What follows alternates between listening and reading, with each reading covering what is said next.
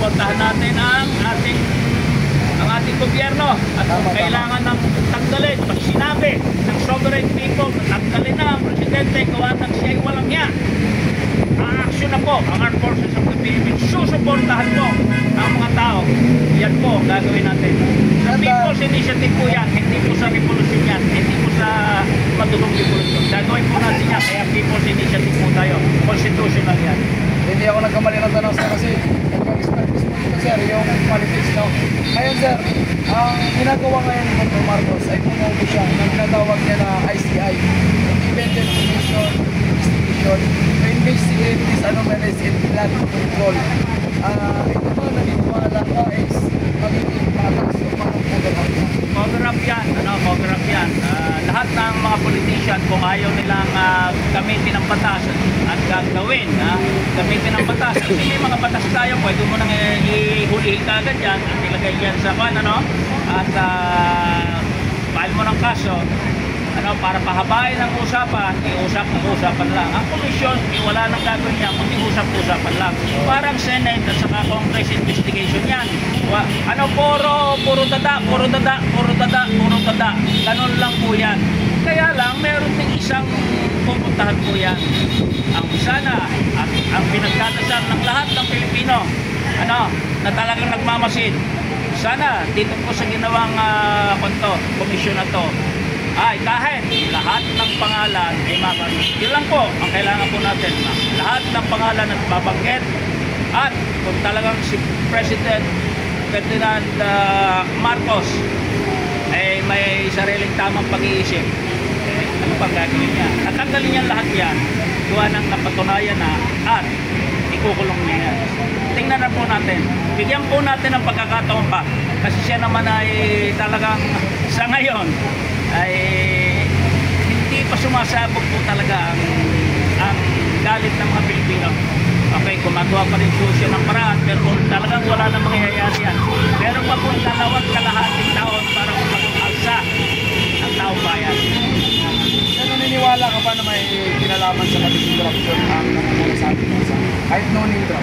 Okay, wag na po tayong ang tinatawag po natin. Ako po isang general, At tawag dyan sa leadership, ay meron pang command responsibility. Okay, you are sa Armed Forces of the Philippines, you are the commander-in-chief.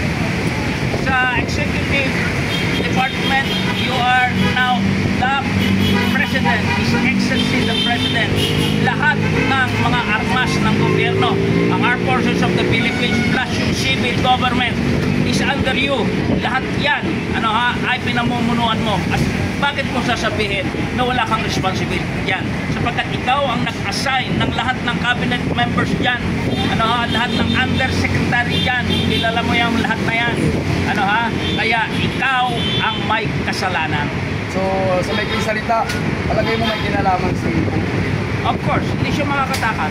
Hindi siya makakatakas sa doctrine ng command responsibility. Hindi po siya makakatakas. Sa ibang country, kung hindi siya i-impeach,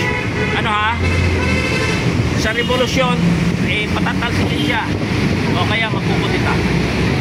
Kahapon nasa press ko po tayo dyan na bakit na dapat yung mga kabataan ay pamunuan ang mga pag-aaklas laban sa korap na gobyerno sa pamamagitan ng peaceful na pag-aaklas. So ito po ba ay parang may impact sa kabataan? Malaking impact ito. Tingnan mo, pinapanood tayo sa TikTok, pinapanood tayo sa Facebook, sa Messenger, lahat, sa YouTube, international, sa local. Malaking impact itong ginagawa natin to kasi sa araw na ito, stand still ang buong Pilipinas. Ito lang ang panonood ng kabataan. Itong September 21 na ito, kahit saan ka. Kasi sabay-sabay ang movement, At ito ay isang single issue lamang. Ang maganda kasi rito, nagsama-sama lahat kasi single issue. At anong issue natin? Corruption. Kasi napatunayan ang corruption na yan. At lahat ay masasaktan sa corruption na yan. Taga saan po kayo, sir? Ako po ay sa University of the Philippines, Los Baños. So talagang nakita mo naman marami sa kabataan dyan yung mga matatapang talaga. Oh, lagay niyo. Ngayon nga, naghahanda na yung mga estudyante namin doon, ano, at nag-uumpo na, 2 araw na yan. So, ibig sabihin nakapagsimula na sila, sir? Oo, at bukas ng madaling araw, ano, ay maraming push yan, ano, at pupunta sila sa Luneta. Okay. So, bakit Luneta, sir? Malagay niyo. Kasi Luneta, malaki ang lugar niyan. Malaki ang lugar ng Luneta, ano, at sila lahat naman na ano doon. Kaya lang, ano, itong grupo natin ito, bukod tangi itong United People's Initiative kasi dito po wala kaming babangkitin ano na political party ano puputing damit lang po kami, walang ibagsak walang itaas ang kamay walang pro Marcos, anti Duterte, walang pro Duterte, anti Marcos basta sama-sama po tayong lahat regardless ng ating partido, regardless po ng ating paniniwala at regardless ng ating antas sa buhay, kung mayaman man tayo mahirap, ay isa lamang po, single issue, anti-corruption po tayo. Last thing, sir, panawagan niyo po sa mga lahat kasi sa ating live may mga nanonood din ng mga motorista habang sa biyahe, nasa bahay nila o sa trabaho. Anong panawagan mo para sa lahat sa kaganap hindi po tayo kailangan magpunta doon sa Luneta, saka dito po sa gate po kasama ng United People's Initiative. Ano po? Okay, kasi maliit po ang lugar at saka kayo po nagdadrive, isaalang-alang nyo lang ho sa inyong mga pag-iisip na meron pong tayong pag-asa pa sa buhay. Meron pa rin pong mga Pilipino, mga kabataan o katulad kong retired na mga police officers, mga armed forces of the Philippines na regardless ng status sa buhay, mahirap mayaman, ay kasama nyo at babaguhin po natin ang Pilipinas. Patatalsigin po natin ng mga walang hiya sa gobyerno at papatan po natin at hindi po natin papayagan na magkadayan sa COMELEC sa susunod na eleksyon. Secondly, hindi po natin papayagan at kailangan matigil ng political dynasty at talagang matanggal na lahat ng corrupt sa gobyerno man o sa Senado at saka sa Congress. Yun, salamat sir, napakagaling. Okay. Kasi sir, retired general. Pagkilala kasi sa kanya kasi nalit siya. Okay, ako po si Lieutenant General Rafael Barroso, isang professor ng University of the Philippines. At nandito po ako ngayon sa Gate 4 ng Camp Aguinaldo at magbe-vigil po kami rito. Ayan, at kasama ko rin po ang aming supremo sa Filipino Guerrilla Forces, si Bukay Metrat. At kami hanggang mamayang gabi kami rito, hinahanda po namin at marami po tayong kukuning mga tent, air condition tent, at saka yung mga sasama po sa amin, ay pwede po kayong magpunta rito, makipag-vigil, at sana ho naman ay hindi tayo ulanin. At bukas lang alas 7 po, napakarami po natin dito, mapupuno po natin itong EDSA Monument na to. At bukas po naman ay idadaing ng masang Pilipino ang kanilang at hikain na sana ay magbago na ang Pilipinas, magbago na ang mga tao, magbago na ang mga politiko, magbago na ang mga congressman at lahat po tayo kasi meron po tayong Filipino culture of corruption. Ang sinasabi po natin ay kung meron po tayong pagbabago, kailangan ay tayo muna ang magbago. Tayo po muna magbago. Bakit? Bago natin hilingin na magbago ang iba. Magbago po muna tayo. Kailangan po natin ng pagbabago sa ating sarili. At lahat naman ng Pilipino, maganda ho ang pag-iisip. Pag tayo magpunta sa ibang lugar, sumusunod po naman tayo. At sabi nga nila, kailangan namin ng Pilipino, hindi namin kailangan yung mga Latino America, yung mga blacks. Hindi, Pilipino ang gusto namin. Gawa ng matatalino, marunong mag-English, at saka maka-Diyos. Sa Pilipinas po, express na po natin yan. Ayan, hindi po tayo masyadong matino rito kasi ang mga matataas po natin mga walang hiya po katulad ngayon. So, ang pagbabago ho, nag-umpisa sa bawat isa. Sana naman. At talagang matanggal ng lahat ng mga magnanakaw sa Senado, saka sa Congress, saka sa lahat ng sangay ng pamahalaan pati na rin ang presidente sana, magising na rin. At magbago na po tayong lahat. Yan po ang pagdasal natin. Pero ngayon ay ipapakita natin ang galit natin. Hindi sa dahas, sa ating expression. Free press, ika nga.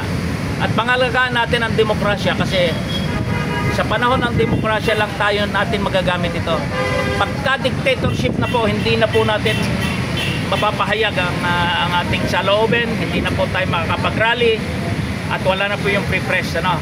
Ayan, samantalahan po natin na sinusuportahan pa rin po tayo ng Armed Forces of the Philippines at sila naman ay gabay natin at we hope that the Armed Forces of the Philippines kung kailangan natanggalin na ang mga matataas na tao dyan sa hiling ng 90% of Filipino people, gagawin po ng Armed Forces of the Philippines. Alam ko po, ang sabi nga nila, pakita nyo muna ang inyong sanib puwersa, mga Pilipino. At kami, mga Armed Forces of the Philippines, ay susunod lamang sa inyong kahilingan. Yan po ang stand ng Armed Forces of the Philippines. Sir, sa tingin niyo po ba magtatagumpay po itong laban natin sa korupsyon? Ang laban natin sa korupsyon, ito lamang po, wakening up po lang po ito kasi sumagat na ang ating korupsyon po ay nag-umpisa pa rin yan. Nung hindi pa po tayo Kristiyano, pagdating po ng Spanish, para makolonize tayo, kailangan nila i-corrupt. Pagdating ng Amerikano, para makolonize tayo, kailangan i-corrupt nila. Divide and rule po yan. Tatlong yan, colonial eras tayo, Spanish colonial era, American colonial era, Japanese colonial era. Para tayo masakop, anong ginagawa nila? Kinukulong nila yung mga leader. Pag pinapatay nila at kinukurap nila bawat isa, pinag-aaway-aaway tayo. Kaya ngayon, nakikita mo, may pula, may dilaw, di ba? May bughaw, di ba? Okay, bakit? Dinidivide nila tayo. Pero dito sa single issue ng korupsyon, nakakasama-sama po tayo dito. Umpisa pa lamang po ito ng pagsama-sama natin. Kasi mag-iisip na tayo, sino kaya ang susunod na presidente na hindi na tatantanan ang korupsyon sa Pilipinas. Yan lang po pag-usapan natin. Okay, hindi na po tayo magpapakit kung sino pa. Sana sa lahat, isa lang po ang sasabihin natin. Sino ba ang malinis? Sino ba ang malinis at hindi hawak ng mga tinatawag po nating mga mayayamang bilyonaryo? Mga oligarko. Sino ba ang taong hindi hawak ng oligarke at hindi hawak ng Amerikano? Yan po ang ating pag-iisipin. Sana meron, pagdating natin, sana meron. Pero tayo pa rin ang pipili dyan. Kung pipiliin natin ibulok, ganito po tayo pa. Forever, ganito na po tayo kung bulok pa rin ang ating pipiliin. Nasa demokrasya po tayo. Pahiwatig ho natin ang gusto natin. At sa susunod na eleksyon, huwag po tayong tatanggap ng pera. Bawal na ho yung mga ayuda na yan. Yung mga vote buying, bawal na ho yan. Sasabihin nyo, doon sa bumibili ng boto nyo, hindi, ayako na yan. Sunog na yan, tapos na yan. Sa iyo na lang yung 500, 1,000, kaya ko namang pag-ipunan yan. Ang gawin mo, ay huwag ka na lang magnakaw. At aasenso ang Pilipinas. Sir, ano pong panawagan nyo sa mga kabataan natin ngayon? Well, ang kabataan natin ngayon, unang-una, respetuhin nyo ang magulang nyo. Maglinis kayo sa inyong bahay. Maglinis kayo. Maghugas kayo ng inyong pinagkainan. Sumunod kayo sa magulang nyo. Mag-aral kayong magluto. Okay. Magtrabaho kayo. Mag-aral kayo. Wala na kayong gagawin kundi mag-aral kayo. Isipin nyo kung paano aasenso kayo. Pangalawa, pag-aralan nyo rin ang politics ng Pilipinas para hindi tayo niloloko ng mga loko-lokong mga politician. Okay? Huwag kayong tatanggap ng vote buying. Kahit sinasabi ng mga sa inyo, tanggapin nyo lang yan, huwag nyo iboto. Mali po yun. Ang pangtanggap po ay kayo ay ginawa nyong alipin ang sarili nyo sa halagang 1,000. Bakit nagkaganito na tayo? Binili na kayo ng 1,000 eh. Bakit pa kayo aasa na sila ay maglilingkod sa iyo, binili na kayo. During election, binili ka na. Pagkatapos ikaw naman, nangako na ako. Pagkatapos ikaw naman, aasa na susundin ko yung pangako ko. Diba yan ang sinasabi sa atin ng politician? Huwag niyo tanggapin yan. Sabihin nyo, huwag ka na lang magnakaw. Yung 1,000 kaya kong ipunin yan. Huwag ka na lang magnakaw. Diba? Yan ho ang kailangan ng Pilipino. Magbago po tayo. Bawat isa sa atin magbago para magbago na rin ang ating politiko. Yan ang nire-recommend ko sa inyo. Mga kabataan, mag-aral kayo. Tulungan nyo inyong mga kulang. Kahit sa hirap at ginawa. Ako, magsasaka ho ang magulang ko.